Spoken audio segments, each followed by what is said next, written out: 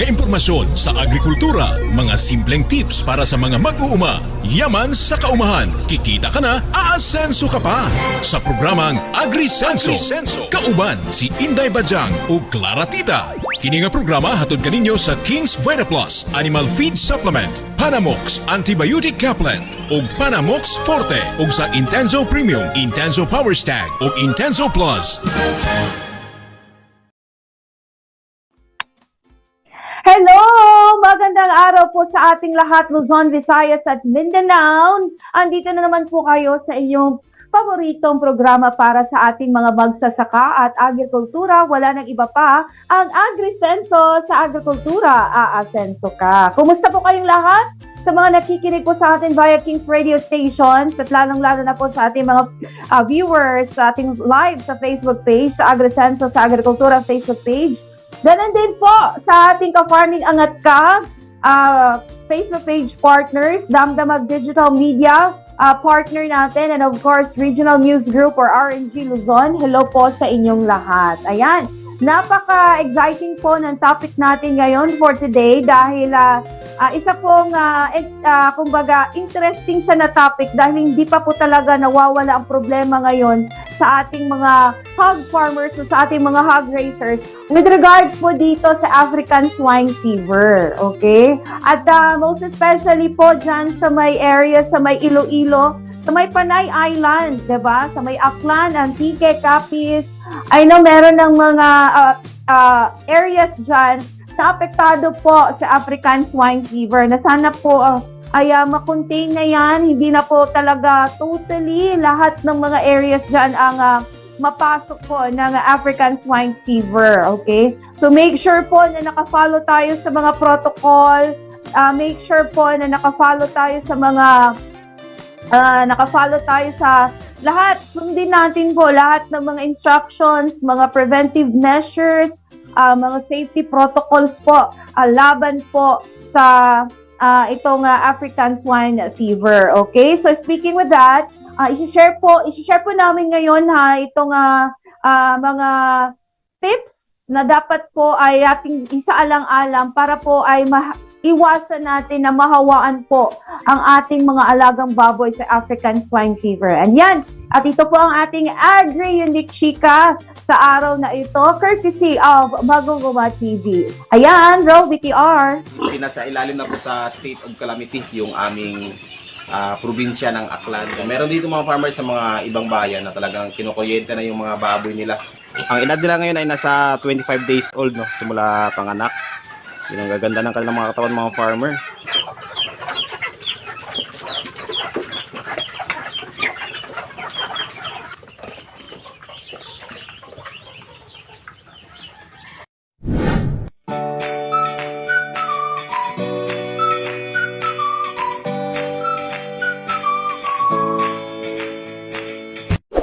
Good morning mga farmer at welcome naman sa ating panibagong video. So, time check kayo mga farmer, alas 5 ng umaga. Yan, pero mukhang maliwanag na, no?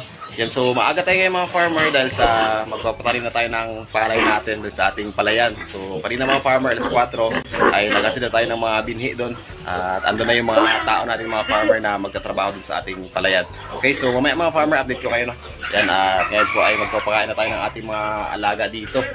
Yan, so nagutom na yan sila mga farmer kasi yung nakasanayan nila ay alas 5 or alas 6 ng umaga ay pinapakain natin sila.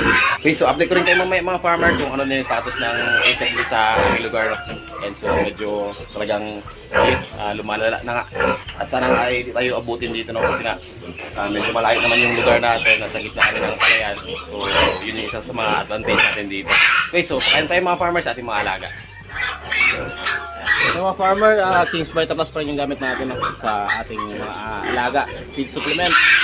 Yan, so ito rin yung tira mga farmer sa isang pack. Ubusin na natin ito.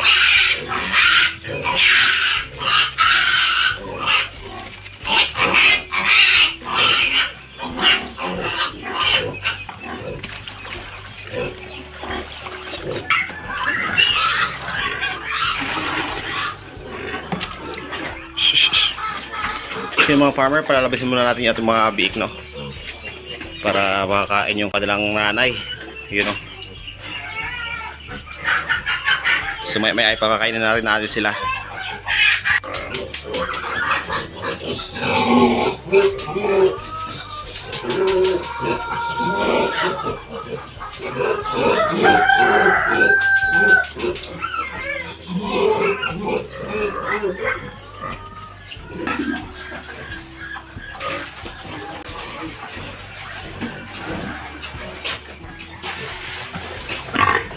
So, syempre mga farmer, umaga pa lang, di pa natin sila pwedeng paliguan ng ating mga inahin. So, dry cleaning muna ngayon gagawin natin mga farmer.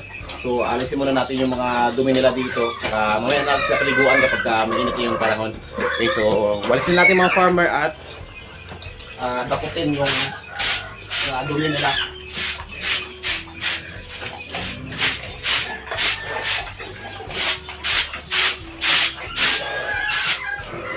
Para masigurado natin mga farmer na parating malinis yung ating mga kulungan natin mga baboy. At the same time yung mga baboy natin mismo.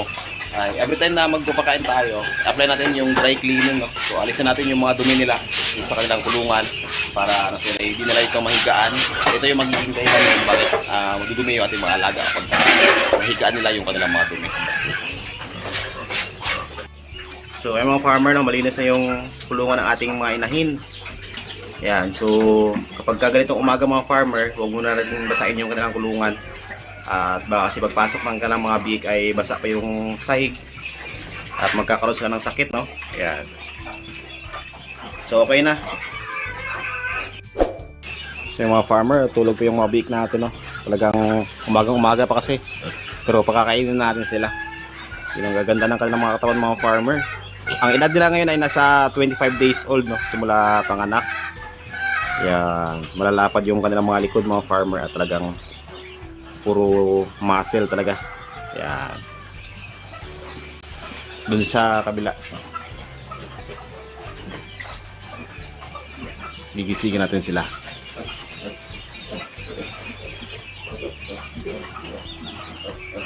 Yun, magsitayo na yung mga farmer at kakain na rin yan. Yung mga farmer, para naman ito sa ating mga beef, no? Yan. Talagay natin dito sa kanilang sa inuman, tangke ng kanilang painuman ng tubig. Yan. Tuloy lang natin. At talagay natin dito. So napaka-importante mga farmers, mga beef natin kapag natutus lang uminom ng tubig. So kung kailangan, mayroon talaga tayong naka-stock dito na tubig na inumin nila para every time na uhawin sila ay meron silang maiinom, kasi nga sa ngayon mga farmer ay medyo kinukulang yung gatas ng ating mga inahin dahil sa sobrang lalaki na ng mga beef natin. So itong tubig mga farmer, ito yung alalay natin sa kanila para na sila ay makapag-inom pa rin sila ng tuloy-tuloy, no? Yan. So sa mga nagtatanong mga farmer kung araw-araw ba talaga tayo nagbibigay ng King's Vita Plus ay yung sagot natin dyan ay oo, no? So isa itong feed supplement mga farmer bilang maintenance ng ating maalaga. Okay? So pwede ito sa biik, lahat ng mga stages ng ating mga alaga, biik, fatteners, inahin, barako, or merong mga anak ng mga inahin mga farmer ay pwede ito. So sundin natin mga farmer yung dosage ng King's Vita Plus, no? So isang kutsara sa 3 kilong feeds or isang kutsara sa isang galong tubig or 4 litrong tubig. So ito po yung nilalagay ko dito. So yung mga farmer, mabilis ang update na muna tayo tungkol sa ESF dito sa aming lugar, no? So sa mga nagtatanong, tagahan po kami. So Aklan po. So Aklan po yung area namin. Ngayon po ay andito na yung ESF talaga dito sa aming lugar. At nung nakaraan yung mga farmer ay nag-update tayo sa inyo, no? Dito mga farmers sa video na ito ay kasalukuyan po na pinasa ilalim na po sa state of calamity yung aming probinsya ng Aklan. Dahil sa out of 17 na municipalities mga farmer dito sa aming lawigan ay nasa 7 na po yung merong kaso ng ASF at kabilang na po yung aming mismong bayan mga farmer. Pero ang kagandahan naman dito mga farmer ay tulad ng sinabi ko sa inyo kanina, malayong malayo yung lugar namin mga farmer dito sa mga kabahayan din dahil sa nasa gitna kami ng palayan. At yun nga, yung preparation natin dito ay paglalagay ng foot bath, pag-spray ng alcohol at siyempre maintain yung cleanliness and sanitation at na-apply natin dito yung nalawag natin na biosecurity, no? So bawal tayong magpapasok ng ibang tao dito. So dito sa babuyan namin mga farmer ay ako lang yung nakapasok dito at hawak sa kanila or nagpapakain sa kanila. So talagang doble ingat tayo dito mga farmer dahil sa pagka tinamaan tayo ng ASF ay wala na, no? So 100% mortality rate yung sakit na yan. At merong tinatawag na 500 meter radius. Okay, so kapag napaloob ng mga farmers sa 500 meter radius ay kapag merong kaso dun sa inyong kapitbahay ay pati yung mga babuyan mga farmer ay madadamay. So meron dito mga farmer sa mga ibang bayan na talagang kinukuryente na yung mga baboy nila kapag nakapasok sa 500 meter radius. So walang ligtas mga farmer kahit na malalakas pa yung baboy mo ay talagang kukuryentehan yan at wala kang laban mga farmer, no? O wala kang magagawa kundi pabayaan na lang yung mga baboy mo na mamamatay. So yun yung pinakamasaklap na nangyayari dito sa amin. So maraming nagsasabi sa ating mga farmer na kung pwede daw ay ibenta na natin yung ating mga alaga, no? So gugustuhin na natin mga farmer na ibenta lahat, pero sa ngayon ay wala nang bumibili ng mga baboy, no? Kung may bumibili man ay paunti-unti na lang kasi nga di rin nauubos yung mga paninda nila mga farmer kapag nagkatay sila. Kasi nga yung mga tao dito ay hindi na bumibili ng karne ng baboy. So kahit kami dito mga farmer, kahit yung mga kapitbahay namin ay hindi na bumibili ng karne ng baboy or hindi na kami umuulam ng baboy. Lalong-lalo na kapag merong mga alaga, no? So natatakot na mahawaan ng sakit yung kanilang mga alaga. So sa mga tao mga farmer ay wala namang epekto yon yung ASF, pero sa mga baboy natin kapag tinamaan ay yun nga, wala tayong mahabol mga farmer at 100% mortality talaga yung mangyayari sa kanila. Gugustuhin na natin mga farmer na ibenta to yung ating mga alaga ay hindi pa pwede kasi nga maliliit pa yung mga bik natin, hindi pa sila na iwawalay at kawawa yung ating mga bik mga farmer kapag binenta natin yung ating mga inahin agad. Okay? At yung masakla pa dito mga farmer ay nasa 80 to 90 pesos na lang yung bilihan ngayon ng baboy dito. So ganun po kasama yung sitwasyon namin dito ngayon. So 80 to 90 pesos. So parang hinihingi na lang talaga yung mga alaga mo dito. So di na makakabawi yung mga farmers sa puhunan mo, lalong-lalo na sa pagbili natin ng mga feeds, no? Kasi nga sobrang mahal ng feeds ngayon. So yun yung isa sa mga problema namin dito ngayon. So sana ay wag nang tumagal, no? Wag nang lumala yung sitwasyon namin dito at matatapos na rin to para makabalik na rin kami sa normal na buhay dito, lalong-lalo na sa pag-aalaga ng baboy. So yun lang mga farmer yung ating update ngayon, no? Sa ASF dito sa aming lugar. So mga farmer, time check tayo, alas 6 na ng umaga, no? At ngayon po ay babalik tayo dun sa aming taniman ng palay. Pero magdadala kami mga farmer ng aming pakain sa aming mga tao, no? Yan, so meron kami ditong yan, kanin, gulay, tsaka yung mga ulam. So nakasanay na namin dito mga farmer na kapag nagpapatrabaho kami ay talagang nagpapakain talaga kami, no? Sa aming mga tao kahit hindi nakabilang dun sa kontrata. Yan, so syempre kasama natin si nanay. Babalik na tayo doon. Yan, so let's go.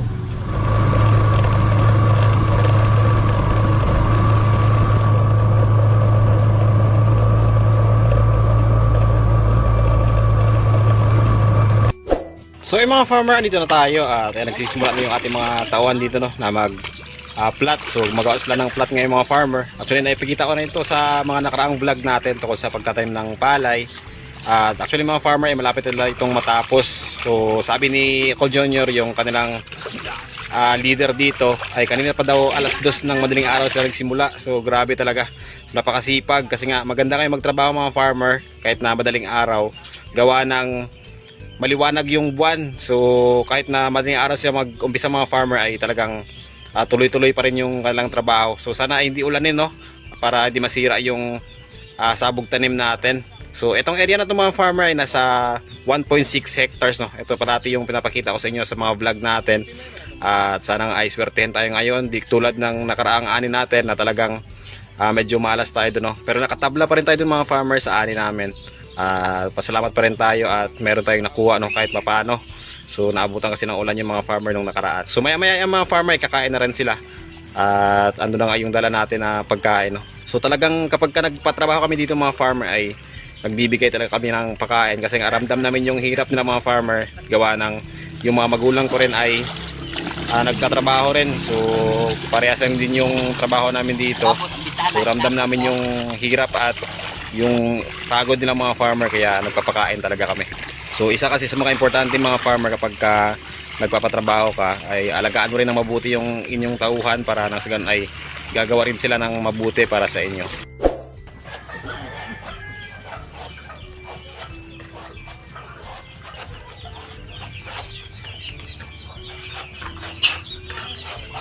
So mga farmer, time check tayo, alas 7 na ng umaga, no? At kakawin na natin mga farmer galing doon sa ating palayan.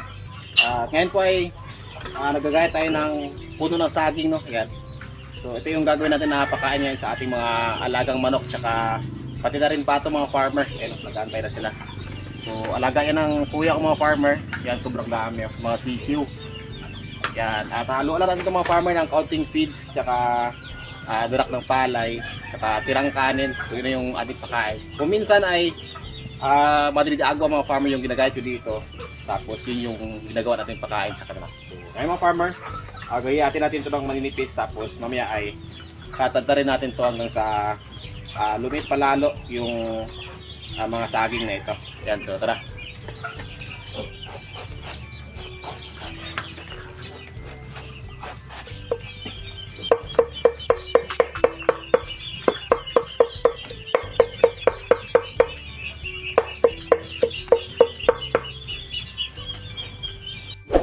So ito na mga farmer, no, yung ating nagayat at katadtad na mga puno ng saging.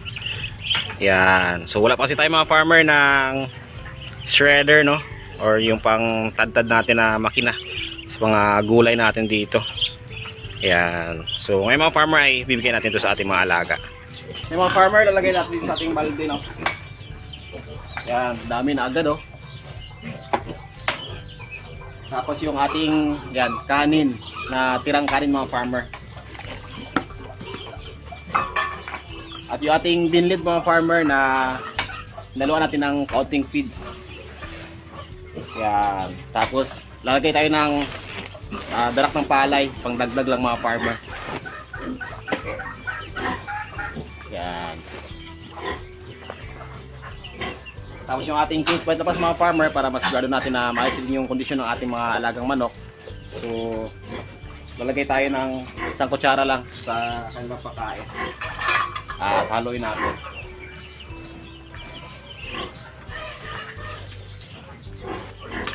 Lalagyan din natin ng konting tubig mga farmer para maghalo talaga sila. Yan. So, tipid sa pagkain mga farmer yung ating mga alaga rito, mga manok tsaka pato, no. Yan natin mga farmer kung gaano nakagusto yung ating ginawang pagkain ito. So, umaga at saka hapon ako nagbibigay mga farmer sa ating mga alagang mga manok. Okay, so pwede na ito mga farmer, tara bigay natin.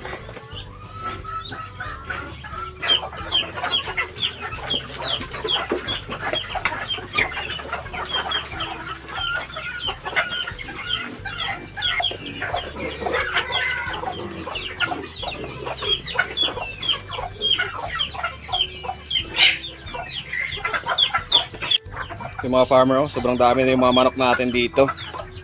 Puro upgraded native yan lahat mga farmer. Yan.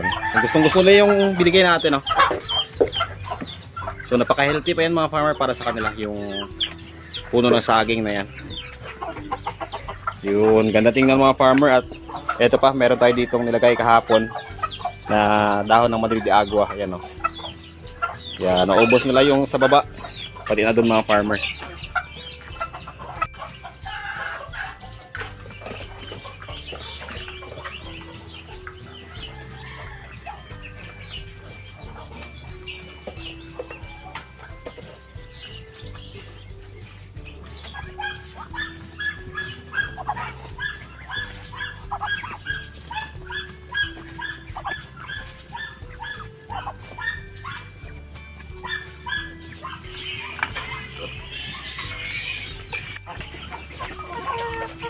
So yung mga farmer, oh, yan.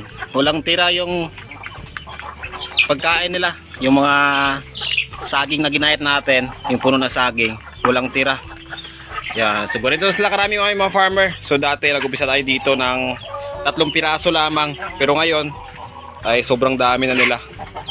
Hindi ko lang namalayan mga farmer, siguro mga nasa 60 or 70 plus na ito sila lahat. Yan. So yun lang mga farmer, yung ating update ngayon sa ating mga ginagawa dito. At pasensya na kayo mga farmer kung medyo madalang talaga yung pag-upload natin ngayon kasi nga sobrang baka busy dito sa amin. Paano naman ng taniman ng palay.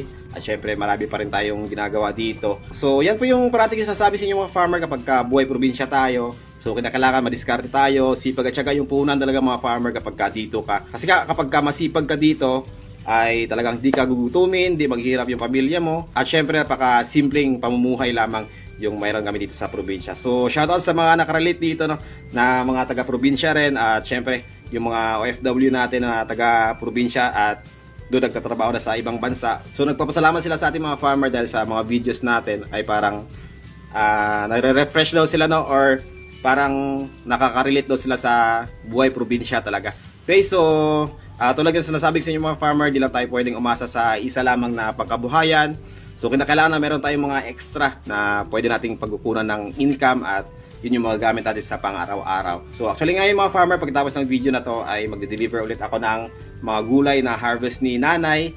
At yung mga tanglad natin, mga talbos ng kamote, mga saging ay marami kami ditong harvest kanina mga farmer. At halos araw-araw po yan. Okay, so abang-abang ulit mga farmers sa ating mga videos na gagawin. No? At marami pa tayong tatakal ng mga topiko tungkol sa mga farming ideas no, na kung saan ay pwede natin subukan at pwede natin pagkakitaan. So especially yung pag-alaga ng baboy kasi nga doon tayo nakilala. So abang-abang sa mga gustong matutong mag-alaga ng baboy. Okay, so ayan lang po muna sa ngayon mga farmer at shoutout muna tayo.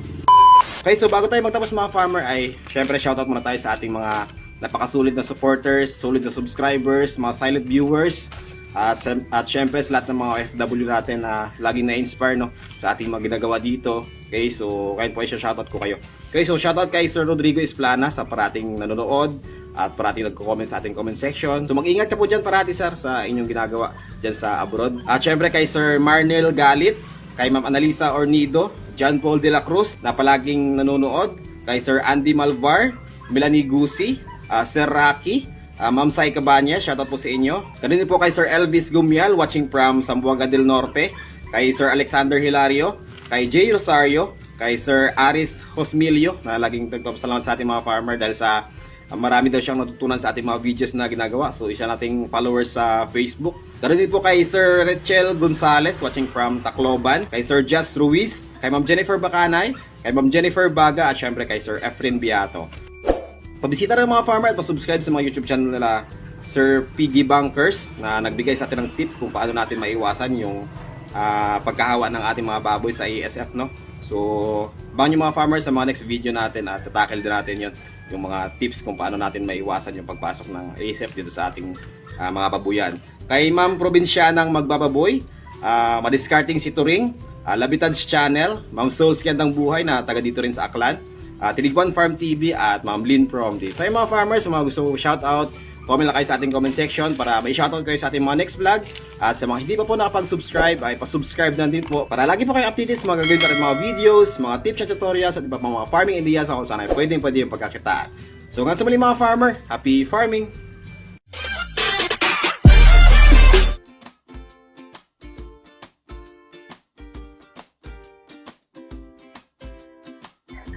Good luck po at saka sana po ay matapos na po itong pagkalat ng African swine fever dyan po sa Panay Island, lalong-lalo na po dyan sa Aklan. 'Di ba? So nakakalungkot po talaga na itong African swine fever ay hindi pa po talaga agad-agad na matatapos. Kasi yun nga po, inaantay pa po natin na maaprubahan or maging okay na po yung bakuna na pinag-aaralan ngayon ng ating ahensya na Department of Agriculture at iba't iba pang mga agency. Okay? So, ayan po ha, yun po ang ating Agri-Unit Chika ngayong araw na ito. At dadako naman po tayo sa ating Agri-Balita courtesy of our Inday Bajang. Good news po ito dahil meron pong isinusulong ngayon ang National Irrigators Administration para po sa ating mga magsasaka. Ayan. Roll VTR, Inday. salamat po sa inyong patuloy na pagtangkilik, panunood, pagkikinig sa ating programang AgriSenso! This is me, Inday Badiang with Clara Tita. Ayan, kamusta? O diba, bagong ligo ang inyong friend. Para fresh ang look. Really, ang init. Super. Napaka-init siya, nakakatunaw ng mga fats and all. Pero sana diba, kung gano'n lang talaga yung purpose ng napaka-init na panahon, I'm gonna dry myself under the sun. Anyway, it's another good news naman po para sa ating lahat. Mga tawag nito, mga balitang karapat-dapat nating marinig. Ano ba? Good vibes, ika nga, diba? Just somehow, lessen muna natin yung mga negative news. It's because nakaka-stress siyang isipin. Okay? So, dito tayo sa ating agri-balita kung saan it's another effort by the government to make it sure na tawag nito, maibigay ng sakto ang mga tulong para sa ating mga magsasaka kung saan nasa saktong timing, ayan, na pagbibigay ng tulong sa magsasaka ay kanilang isinusulong. Yes, syempre naman, if you give help, dapat yung nararapat, karapat dapat ibigay, and syempre yung tatanggap is karapat dapat din, o diba? Para patas ang all. Anyway, positibo ngayon ang National Irrigation Administration kung NIA na kaya ng Marcos administration na maisakatuparan ng target na 97.5 rise of self-sufficiency ng Pilipinas. Ayun na, 97.5 rice self-sufficiency, which means hindi na tayo aangkat ng bigas, tayo na lamang or our local farmers will produce rice for the entire archipelago. Ayan. Sa briefing ng Laging Handa, sinabi ni NIA Acting Administrator Engineer Eduardo Guillen na ang kailangan lamang tiyakin ng pamahalaan ay maipaabot ang tamang assistance at tamang input na kakailanganin ng mga magsasaka. Halimbawa niya sa pagtatanim ng hybrid rice. Kaugnay nito, sinabi ni Engineer Guillen, sila sa NIA, batid naman nila kung aling areas ang kailangan patubigan tuwing dry season. Dagdag niya na sa parte ng NIA, alam nila, anya, bago mag-release ng tubig, may ginagawa silang cropping calendar planning. Dagdag pa ng nasabing opisyal na napag-usapan na nila ito ng DA o ng Department of Agriculture kung saan ire-request nila na ang DA nang magbibigay nito sa mga farmers. So, ayun. So, pag-aralang mabuti bago ibigay, diba? Ano yung klaseng assistance na kailangan ng ating mga farmers. Hindi lang yung bigay ng bigay, tapos nasasayang lang. Sayang din yung pondo ng gobyerno natin, which is na pwede pa sanang maibigay to those group or sectors ng mga magsasaka natin na mas nangangailangan ng tulong, 'di ba? So kung yung right now, which is dry season is coming, they are starting to study ano yung mga lugar na really in need, gaano kalaki yung kailangan para mabigyan agad ng pondo, malagyan, they can think of what could be the possible outcome or possibly tulong na pwede lang maipaabot sa mga magsasaka, diba? So, hindi lang dapat yung kung ano, ay, mag-request, ibigay agad, o diba? So, dapat pag-aralang maigi para walang masayang na pondo, effort, and syempre pa, yung mga masyadong gastos na wala naman talaga sa listahan, okay? So, syempre, ang panahon ngayon napakahirap, so kailangan tipirin, ano yung mga pwedeng, whatever is the fund given, maibigay ng sakto, magamit ng sakto, para at least ma-fulfilling on their end, na, uy, tama itong nagawa natin sa nasabing lugar, ito yung kailangan nila, this is the right thing that we can do for it, mga ganong bagay. And syempre, kayo rin, yung mga grupo na magsasaka, kung ano yung nakikitang kulang sa inyong grupo na pwede nyo namang maipaabot sa gobyerno, yan, ipaabot nyo na ngayon, yung concerns ninyo, para at least mapag-aralan, pakita nila at kailan ito maibigay sa inyo. Yun nga, diba, the previous days na sa agri-balita natin na usually yung mga tinatap nila are those mga grupo ng mga agri-farmers, ayan, diba? Mas madali kasi yung pag-release ng tulong kung nakagrupo kayo, mas madali kayong makita, ma-check yung inyong area if you are grouping yourselves into a certain community or ano ba, asasyon ninyo sa inyong lugar. So, for right now, for us, we common people, ang tanging, ang ambag natin is, syempre, tulungan ng ating mga local farmers. We support local products, ayan, diba? So, it's not that, napakalaking tulong na yan for them na they earn from what they sa mga benta ng kanilang mga produkto. So, doon tayo supportahan natin sila kung meron mga imported ones such as pang-buffer actually ng government natin para hindi tayo makulangan ng supply, which is merong mga in-import na asukal, mga sibuyas, or mga bigas. Ayan. If you have the option to support or buy those local products, why not? It's really a big thank you from the end of our farmers. Okay? So, sana it will be pushed through or matupad yung talagang maging rice self-sufficiency na ang Pilipinas na hindi na kailangang mag-import pa tayo ng mga taong nito. Mag-import ng mga bigas mula sa ibang bansa from our neighboring places para naman ang laking tulong na yun para sa mga magsasaka natin who's into rice planting. Ayan. So, yan po ang ating agribalita. Amping sa kanunay, mga friends natin. Palapit na po ang weekend. Enjoy! And syempre, pabukas po ulit para pa sa ibang mga balita at tips po para sa inyong lahat. Ito po si Inday Badyang! Magbabalik po tayo kay Clara Tita. Fresh na fresh ha, ang ating Inday Badyang. Ayan, thank you so much Inday Badyang sa iyong agribalita ngayong araw na ito. Yan po ha, naway meron po kayong mga natutunan, nakukuha na impormasyon po sa ating Agri-Unique Chika at sa ating agribalita. Bukas po ha, tutok rin po kayo dito sa ating programang AgriSenso. Same time, same Facebook page, and of course, same King's Radio Station, kung saan man kayo nakikinig ngayon via mobile app ba or sa ating mga radio station. Tutukan niyo po bukas ang ating programang AgriSenso dahil isa na naman po nga napaka-interesting po na topic na ihahatid po sa atin ni Manok ng Bayan. Okay? So, ayan, sa lahat po ng mga nagtatanong kung saan po mabibili ang King's Vita Plus Animal Feed Supplement, Panamox Couplet at Panamox Forte, in terms of products at saka worms to go, yan po lahat ay available sa ating mga Agrovet stores. At pwede rin po ninyo itong mabili online. Hanapin nyo lamang po ang King's Vita Plus Animal Feed Supplement Facebook page. Diyan po kayo mag-inquire ha. Diyan po kayo mag-inquire. Okay?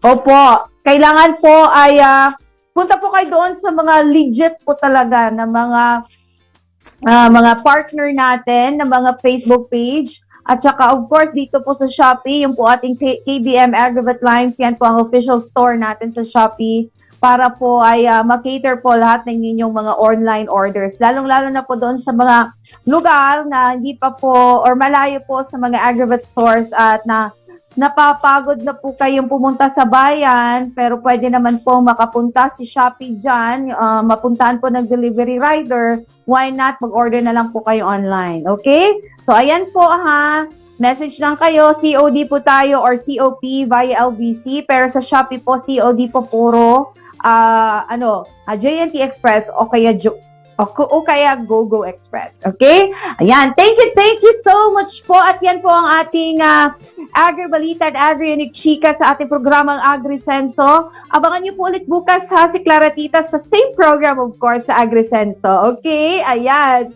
Ito po ang inyong programang para sa ating mga magsasaka at agrikultura. Wala nang iba pa. Ang AgriSenso sa agrikultura, aasenso ka. So, sunod na po ang programa, King's Afternoon Delight. Samahan niyo po si Queen CJ sa kanyang programa ngayong hapon from 1 p.m. to 5 p.m. So, ayan. Thank you so much. God is good all the time. God bless you po. Labas nga impormasyon sa agrikultura, mga simpleng tips para sa mga mag-uuma, yaman sa kaumahan, kikita ka na, aasenso ka pa. Sa programang AgriSenso, kauban si Inday Badyang o Clara Tita.